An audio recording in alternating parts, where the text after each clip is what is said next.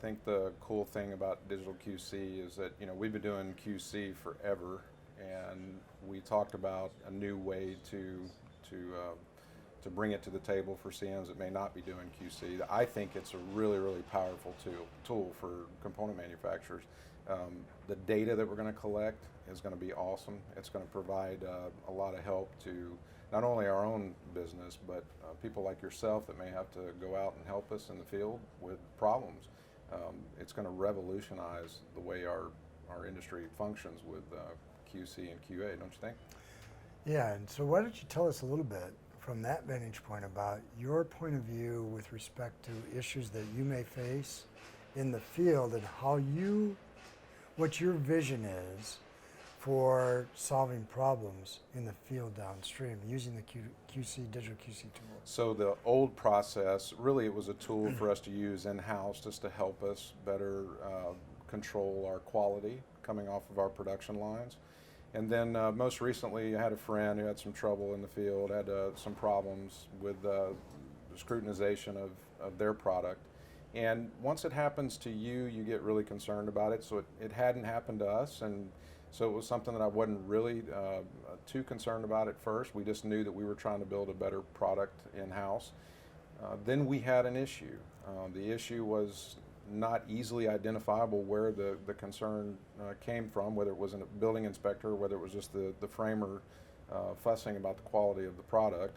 And so when we went down to take a look at what was going on, we understood right away that we had a plate embedment issue, and we don't build trusses that way. And so I'm very passionate about QC in our plant.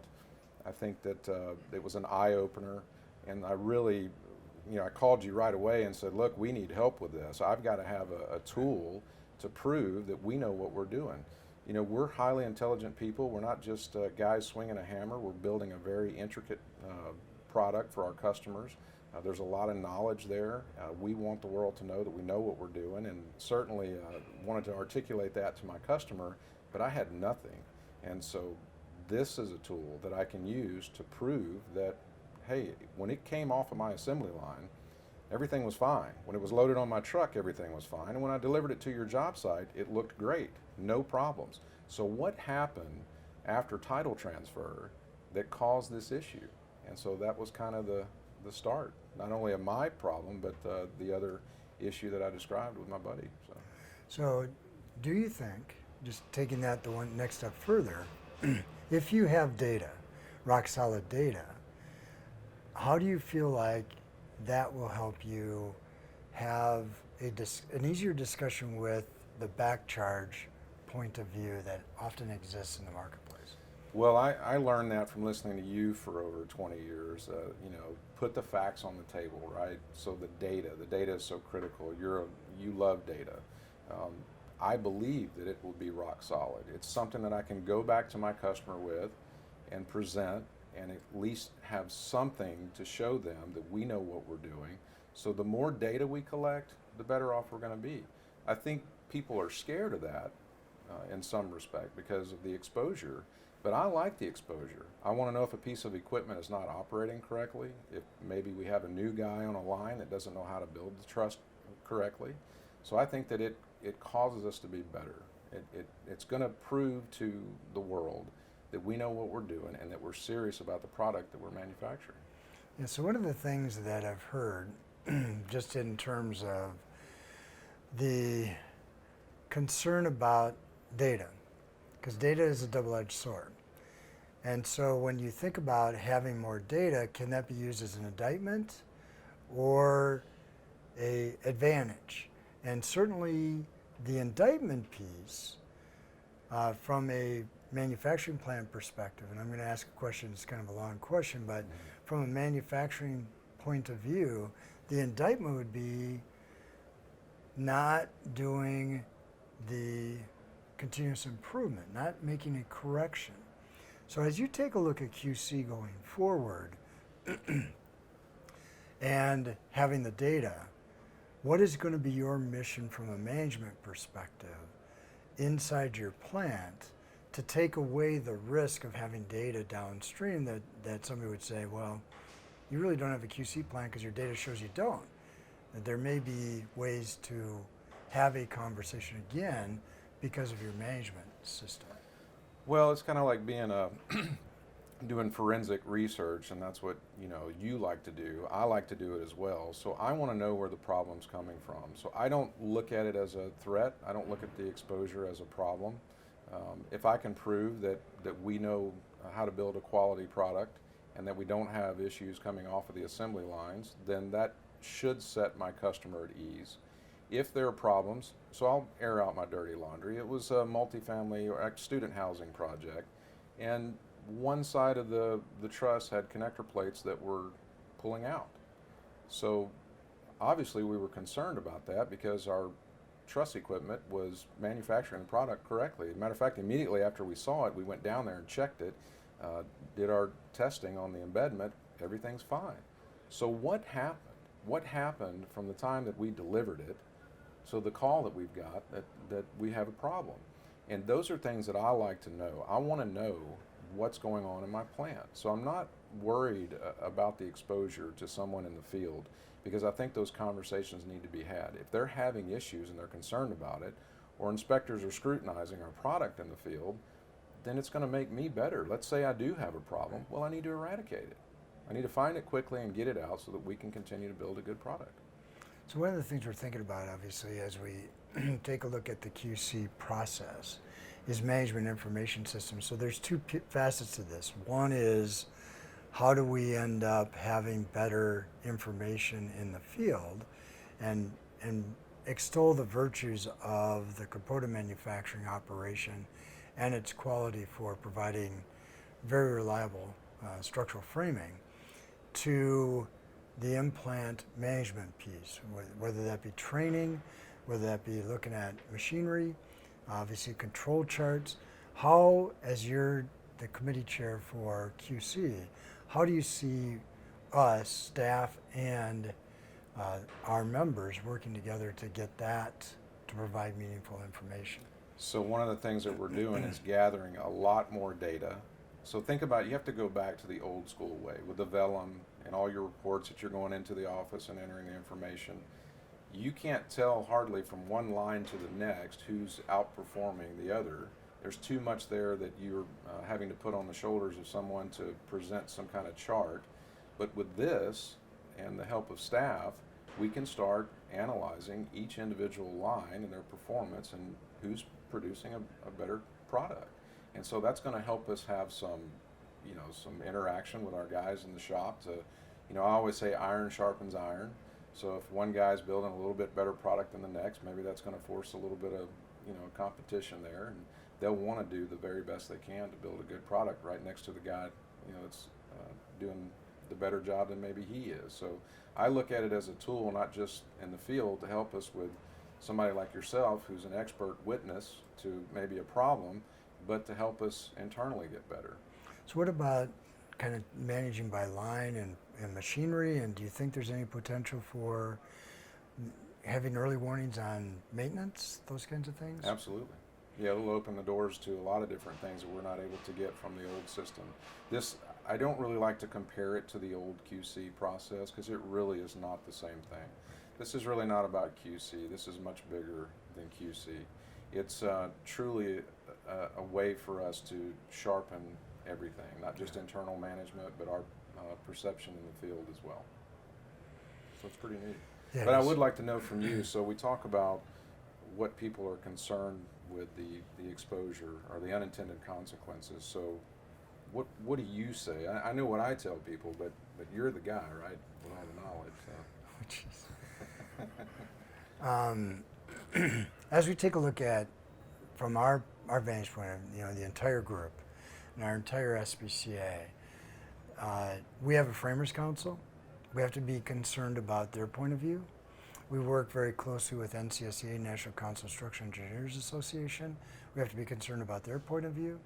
And so this started with somebody measuring, an engineering firm that doesn't know anything about our industry, measuring 3/32 of an inch plate embedment gaps and saying that plate, that joint didn't work. Well, guess what? The truss was in the air, it was holding load. It was actually holding a whole family or students in a room. So it's working, But nevertheless, the TPI standard said it didn't work.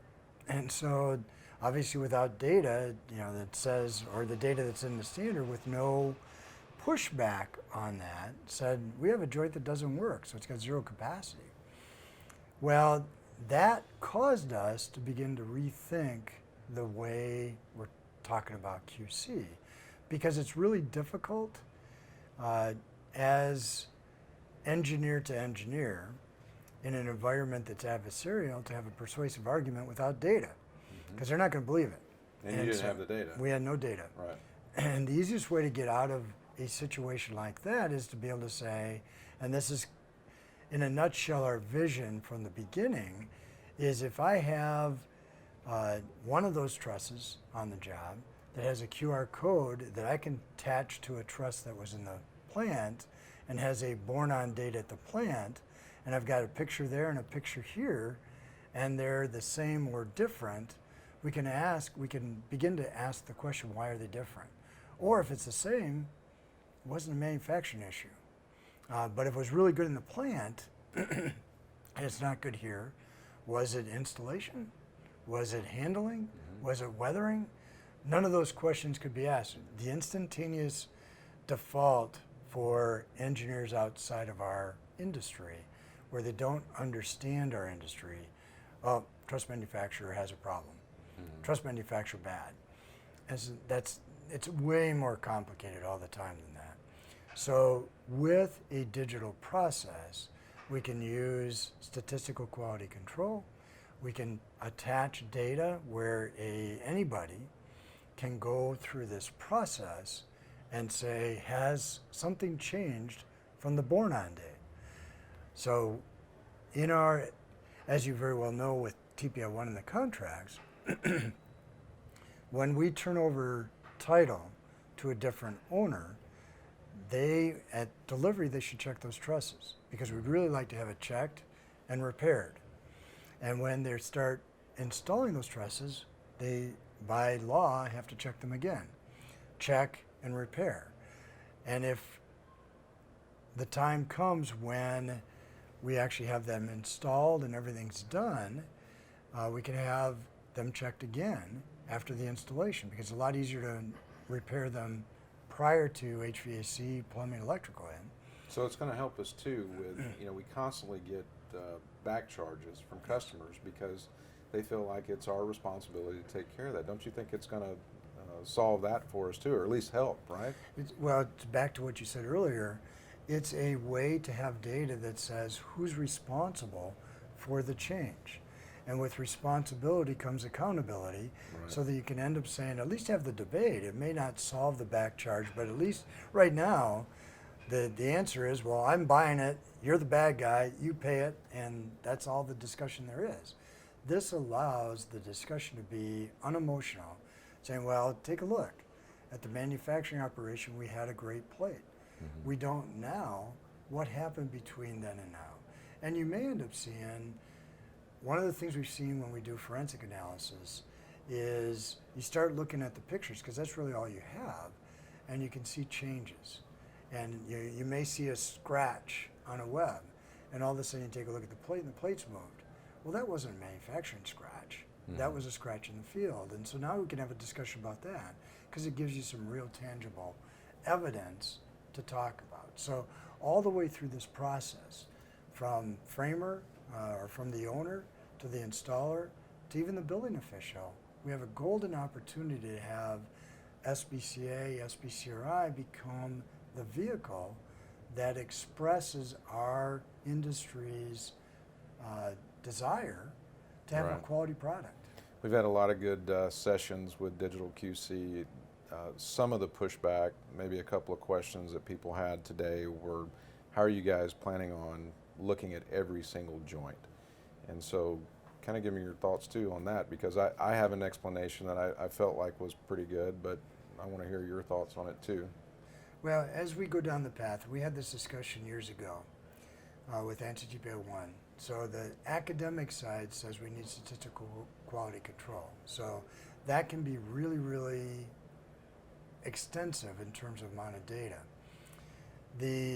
We went from, in 1995, we effectively went from zero QC to we decided to do once per week per line per shift. Everybody knows that that's not statistically significant.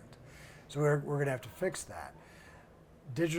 But the problem that we had back then is if it takes you 2 hours to do QC, there's no way you can do a lot more than that because we're so micromanagement of plates and the industry is so truss plate oriented and truss plate joint oriented. That's where QC exists.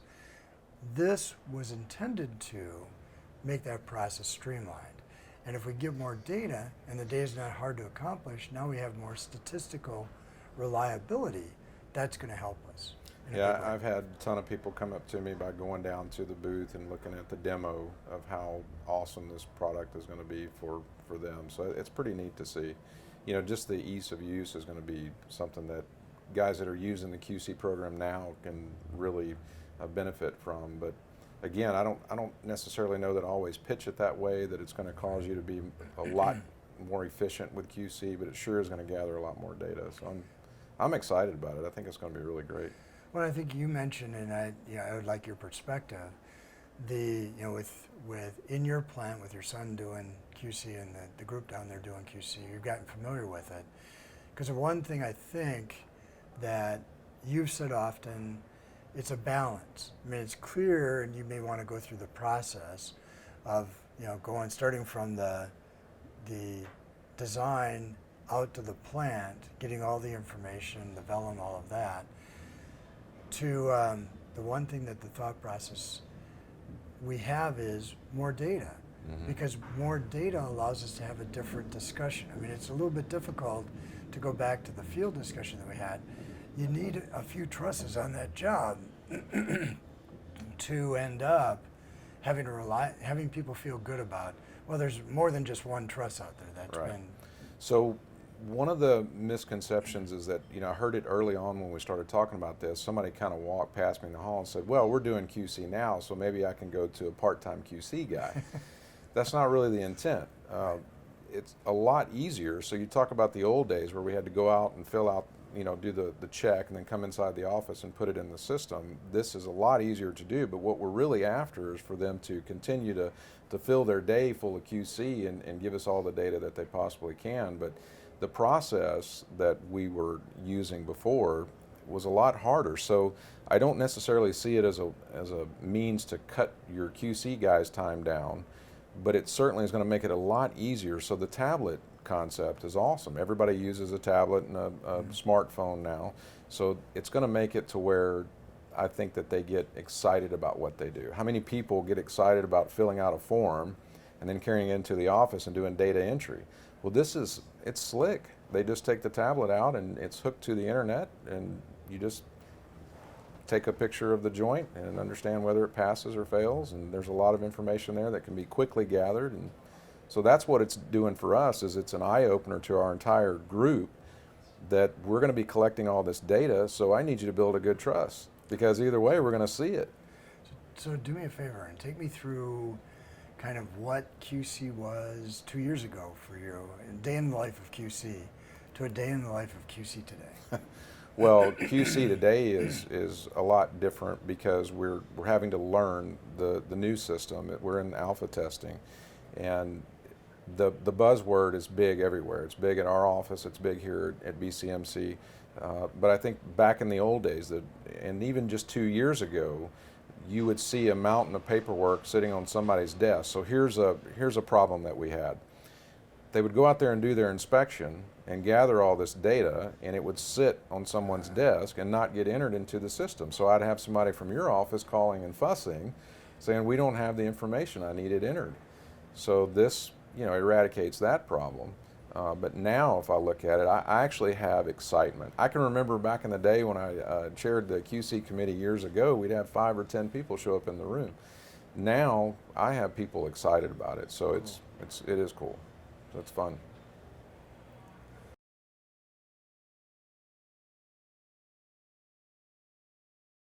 In-plant QC, totally different than third party. I'll tell you, it was an eye-opener here a few weeks ago. We were at a meeting, and even some guys on the exec had no idea what we were doing. So we talked about that. We're not articulating what our intention is here.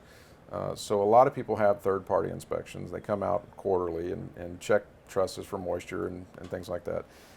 But that's not the original intent of QC program. It's the in-plant QC, to where you were trying to make sure that your plant was operating inside of the boundaries of quality control, with some data entry that you could see in a chart that you guys would present to us after we sent you the data. The third party is interesting because there's a change there too, right? Right. So I'd like your take on how that's kind of working for you. But Well, the third-party inspection process, so from our QC committee perspective, obviously in the change with TPI and having the third-party inspection process being managed effectively by SBCA and SBCA and certified to do so. One of the things that happens, what's really cool, is we can take all of our historical knowledge, our historical process, transfer that to the new process, and now have the third-party inspection use the same identical format, the same identical approach, and that's like benchmarking. We can see if the third party is getting the same answers as the plant, or the plant's getting the same answers as the third party. Which one, if there's different answers, which one is do we need to be taking a look at, and making sure that we've got continuous improvement in either of those, because they should be fairly similar. And so if we do a control chart, we ought to be able to see the similarities and differences between in-plant and third party, and make whatever corrections we want to make. well, think about it like this too. Everybody was third-party inspected, right? And so we were talking about how could we differentiate our business from the next guy down the road. Well, those of us that used in-plant QC, we felt like we were definitely doing better in that area with quality in the field, but we still didn't have any real data to back that up. And so when you tried to go pitch it, most everybody came back with, well, we're inspected too. You know, we have QC too. And what they were referring to is they were inspected by a third party. So that was a hard one to pitch. But now I'm going to have a tool that I can go to my customer and prove that with joining forces with SBCA, I have something that I can prove to you that we're taking this serious. And I have all the data. And if you'd like to look at it, I'll be happy to share it with you. Whereas before, it was a little difficult to do. So I'm going to take one thing that you know very well, SCORE program. And we'd intended with the SCORE program to have a differentiator in the market for plants that did SCORE and plants that didn't do SCORE. In this particular case, one of the visions that our entire exec group, our entire membership that's involved in this has, is to take and end up providing the ability to have SBCA's brand and SBCRI's brand in a system that's used in the field, that the hope is, in a positive way, that it's easy to use, it's solving problems, it's eliminating pain points, but it's also making everyone aware that if you're not using the SBCA, SBCRI system, you're not producing a good quality truss, Right. and it's not as easy to manage, and you really need to be using the memberships program, which has, I think, some value, because the value really is all the parts that we've talked about previously, but certainly that's a key ability to differentiate that we never had with SCORE. And you may want to talk a little bit about that thought process from the past. Well, my vision is, think about it like this. These guys that are in the field, these inspectors, these mysterious inspectors that show up and want to look at tooth embedment. So let's say they now have a tablet and they're able to look at the same control joint that we've got data on. Right. And that conversation goes back and forth. Well, think about your customer. If you have a rock solid component manufacturer that's using a system that takes care of all that down to his inspector, then he may not want to do business with anybody else that doesn't have that same program in place. SCORE was really hard to sell because it was a differentiator, but there were so many moving parts and pieces to it to really gain the SCORE street cred, I guess is what you would call it. But once you were certified in SCORE, it was really hard for a customer to understand what you were doing. It's really hard to quantify that. This is different. This is something that we recognize that there's a problem in the field, that people are starting to scrutinize our product. Like you say, they think that it's bad maybe if the quality doesn't look quite right. So this not only gives us a distinguishing factor to our customers, but it's a tool that we can use to prove that we're doing the right thing. So it's got two purposes, in my opinion. But like I said, that's my vision, is that it gets out there. It's being used as a way for us to sell ourselves to our customer, that truly tells that customer that we're making every effort possible to build a quality product.